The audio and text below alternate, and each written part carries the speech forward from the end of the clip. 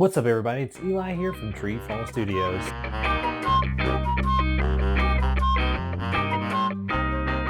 In today's video, we're going to be taking a look at the process of building some levels for World 3 in the Perplexing Orb 2. If you're new to the channel, my name is Eli, and I run an indie game development studio called TreeFall Studios.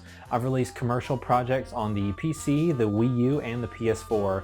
On this channel, I make videos about my games. I show them off through devlogs, and I also make videos about how to get started in game development. If that sounds interesting to you, be sure to hit that subscribe button so you never miss an upload. I've got quite a few levels to show off, and the footage is really sped up, but there's still a lot of it, so without further ado, let's get started.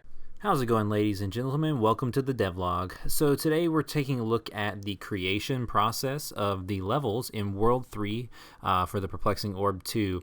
I've got like 3 or 4 in a row just to show you a little bit of how it works and how I put together the levels. The footage is super sped up, so you're seeing it really quickly. So I'm just going to talk about how I develop the levels, the process.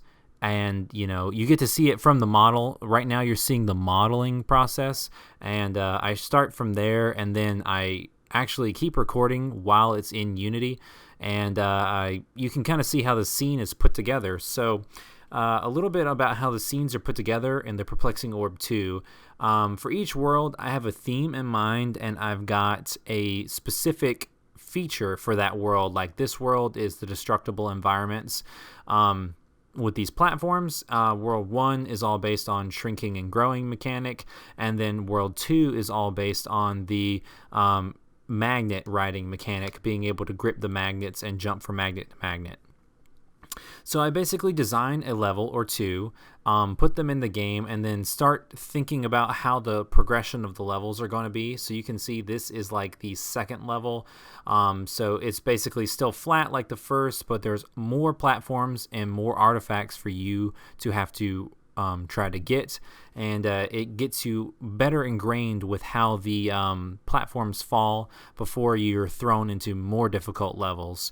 And after I design the first set of levels, when the testing is happening, you're looking at a blank sky, no environment art, and then what I do is I sit down and I create all of the environment art for the theme for the world. And at that point, I test it out. I'll do the sky, I'll do the lighting, I'll do the models and stuff that goes inside of that. Anything that needs to be animated or floating through the sky, like in World 1 there's clouds. In the nighttime levels, there's animating stars in the background.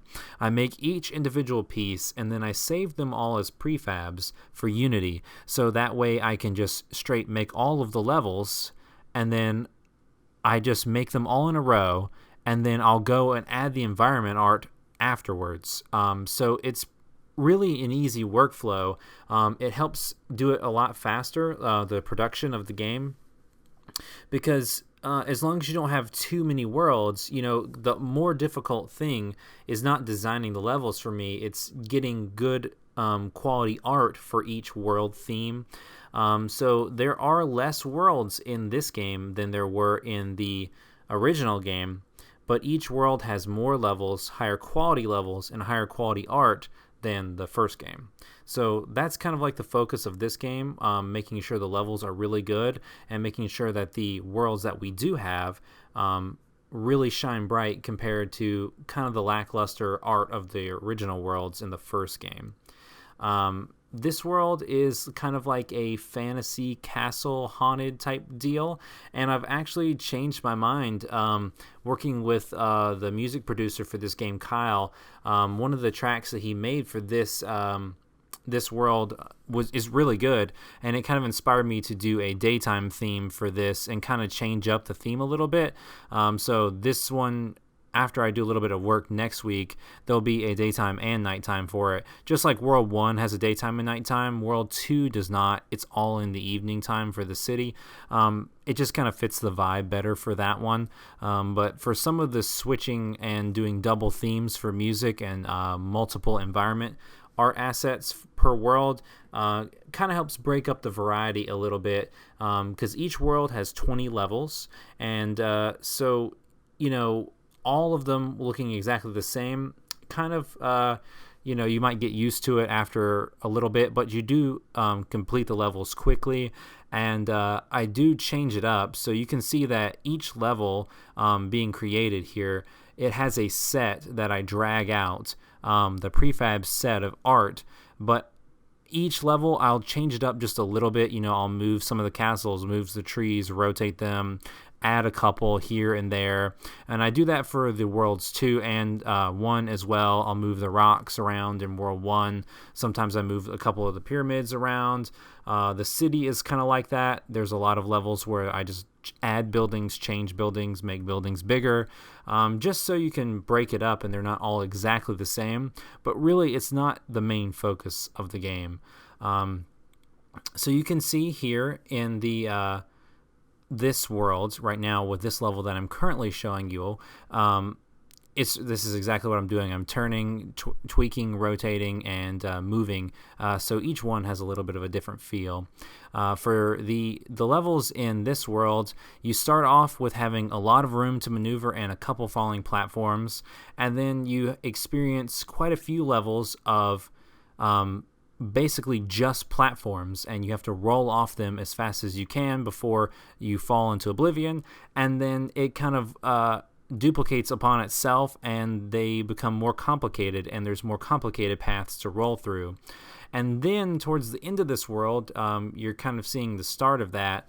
I switch it up to where there's actually more things from the original 2 worlds that are in this one, and you have to do things like shrink and grow and jump and go through hoops and land on the falling platforms. So it's kind of a mashup of things that you've learned while playing the game, all culminating to one in this world.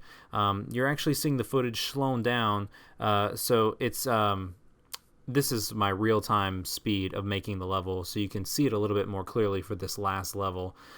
This one has a ramp, and you basically just ramp up, jump, and land on a broken platform, and then have to hit the finish post.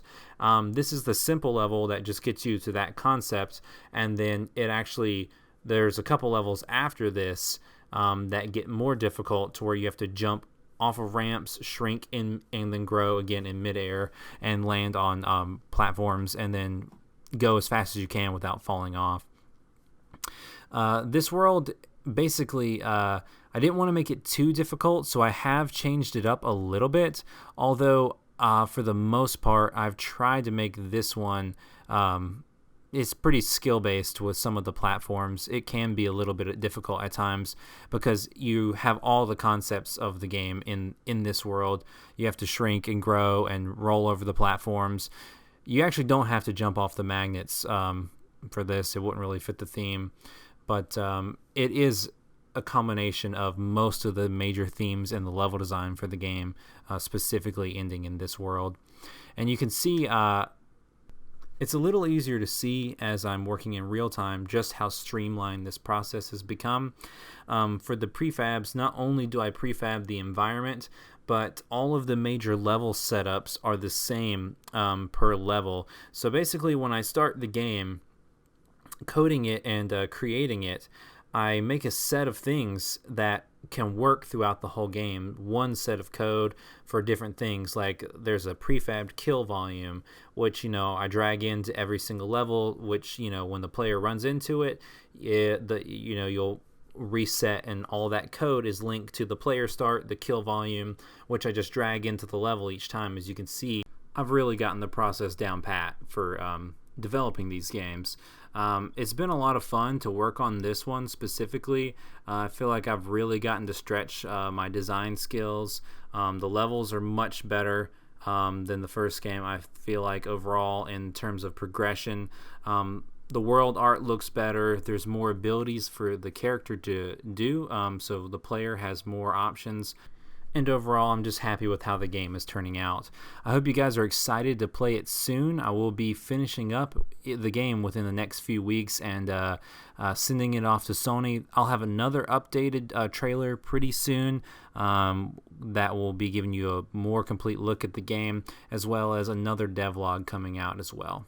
Before I end this video today, I need to give a big shout out to everyone who supports us on Patreon. Thank you so much for what you do for TreeFall Studios. I need to give a special shout out to Zach Ware and Carmen Red.